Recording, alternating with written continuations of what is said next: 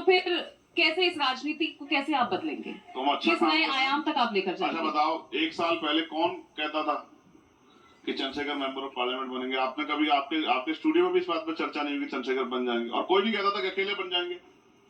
ये संघर्ष करके हमने ये विश्वास पैदा किया ना लोगों में। ऐसे थोड़े मिले 5 लाख से ज्यादा वोट, इतने वोटर हम जितने वोटर प्राइम मिनिस्टर जीते, और प्राइम मिनिस्टर 4 बार पीछे रहे 4 राउंड में, चंद्रशेखर 1 राउंड में पीछे नहीं था।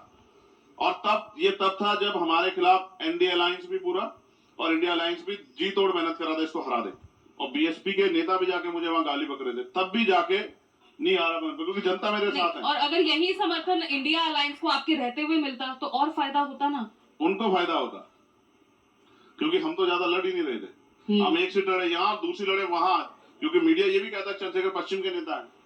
तो लड़े नेपाल बॉर्डर पे जाके डुमरियागंज, 80,000 से ज्यादा वोट लिए, राष्ट्रीय पार्टी 30,000 पे रुक गई। ये देखो, ये तो अभी तो देखो ना, अभी तो हम लोग मैदान में आए, संघर्ष कर रहे हैं। अभी पिछले 10 साल संघर्ष किया, वो नहीं दिखता किसी को।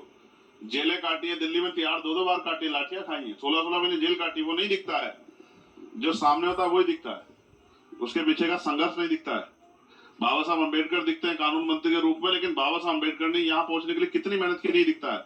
मानव काशीराम साहब दिखते हैं हेलीकॉप्टर में बैठ के चलते हुए एक बड़े नेता के रूप में, लेकिन उन्होंने कितने साल जमीन पर दिए हैं, भूखे प्यासे रह के समाज को आगे बढ़ाए, वो नहीं दिखता है। लोगों को जोड़ने का संघर्ष नहीं दिखता है, अभी नहीं दिखेगा। 2027 के बाद आप ही लोग कहोगे कि हम चंद्रशेखर को हल्के में ले रहे थे, चंद्रशेखर ने बहुत बड़ा खेला कर दिया। नहीं, आपको तो हल्के में कोई ले ही नहीं रहा है। इस तमाम पार्टियों के साथ आपकी बातें चल रही हैं, सबसे संबंध अच्छे और बिगड़ रहे हैं, चल रहा है। अब यहाँ यूपी से आगे बढ़कर आप हरियाणा में चले गए, ठीक है, नतीजा 0 ही रहा हो।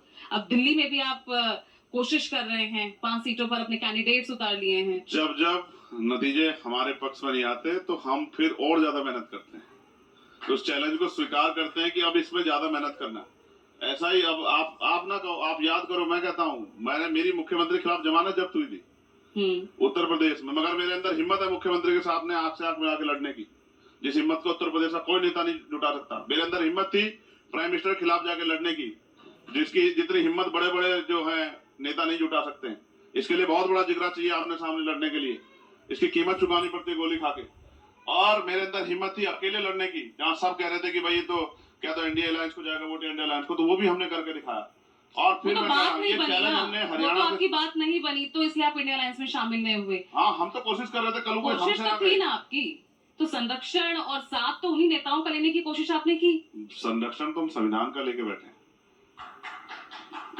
और साथ इसलिए जरूरी है क्योंकि एनडीए जो 3 बार से सत्ता में, वो भी 30-35 पार्टियों का अलायंस करके घूम रही है, और इंडिया अलायंस भी इतनी पार्टियों का अलायंस करके घूम रहा है। आप मुझसे क्यों कह रही है कि भाई मैं संरक्षण लेना चाह रहा हूं? मैं तो चाहता हूं कोई अच्छा अगर आदमी है और परेशान है तो मेरे साथ मिलकर अगर आगे बढ़ना चाहता तो क्या बुराई है? मैं तो कोशिश कर रहा हूँ। तो आपकी राजनीति मेरी कोशिश जीतने की है, दूसरे राजनीतिक नुकसान पहुंचाने की नहीं। हाँ, आपकी भी राजनीति क्या दूसरे राजनीतिक दलों की तरह बीजेपी विरोधी है क्या? ये मैं ये मानकर चलूं? मेरी राजनीति अपने लोगों के हितों की रक्षा के लिए और उनकी तरक्की के लिए, और किसी का विरोध, वैचारिक विरोध मेरा आरएसएस भाजपा से है, वो रहेगा, वो कभी बदल नहीं सकता, क्योंकि वो अपना चरित्र छोड़ेंगे और मैं अपना नहीं छोड़ूंगा। वो अपने विचार पर खड़े और हम लोग अपने विचार पर खड़े, मानवता के विचार पर खड़े, सतगुरु रविदास जी महाराज के, ऐसा चाहूं राज में जहाँ मिले सब अन्न अन्न, और छोट बड़े सब संबसे रविदास रहे प्रसन्न। हम अपने विचार पर खड़े, बेगमपुरा के राज पे बिना गम का राज, और वो अपने विचार पे खड़े हैं, तो वो रहेगा। लेकिन मैं फिर आपसे स्पष्ट कर दूं कि हमारी राजनीति जनता को मुख्य धारा में लाने की है, जो 75 साल में सरकारें नहीं कर पाई, क्योंकि वो इच्छा शक्ति नहीं थी। मैंने कहा कि आपने 6 महीने में रेत पे शहर बना दिया, अगर आपके अंदर इच्छा शक्ति होती तो आप इन वर्गों को भी ऊपर उठा के आज मुख्य धारा में ला सकते थे। जब तक ये आगे नहीं बढ़ेंगे तब तक देश आगे नहीं बढ़ेगा, क्योंकि देश का एक इतना बड़ा तबका अगर पीछे है तो ये सरकारों का फेलियर है जिनको मौका मिला, ये मेरा फेलियर नहीं। मुझे अवसर मिलेगा तो फिर मुझसे आप सवाल करना कि भाई ये कैसे पीछे रह गए।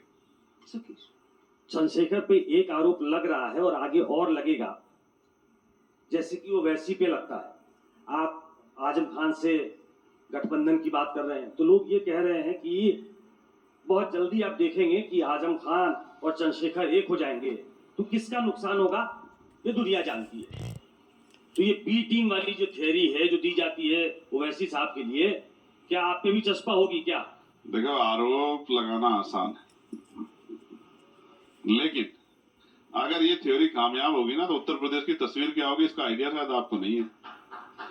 जो थ्योरी आप कह रहे हैं कि हो सकता है ये हो जाएगा, ये थ्योरी कामयाब होगी ना, इस अलायंस के साथ कोई भी आदमी जुड़ के और विन हो जाएगा उत्तर प्रदेश में। आपको अगर एहसास है तो एहसास करके देख लेना, एक बार इस वोट का कैलकुलेशन करके देखना। जबकि हम तो पूरे हक वंचित कमजोर समाज को, महिलाओं को, सबको साथ लेके चल रहे हैं।